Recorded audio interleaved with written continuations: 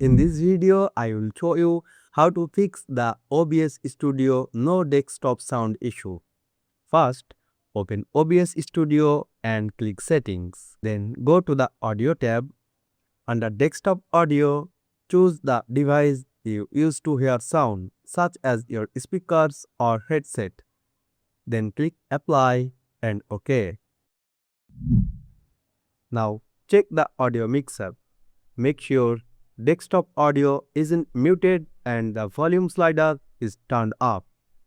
If you can see the volume meter moving but there is still no sound in your stream or recording, then do this. Right-click the speaker icon on the taskbar and open Volume Mixer. Find OBS Studio and make sure its volume is turned up. That's it. Your desktop audio should now work properly in OBS Studio recordings and streams. Thanks for watching.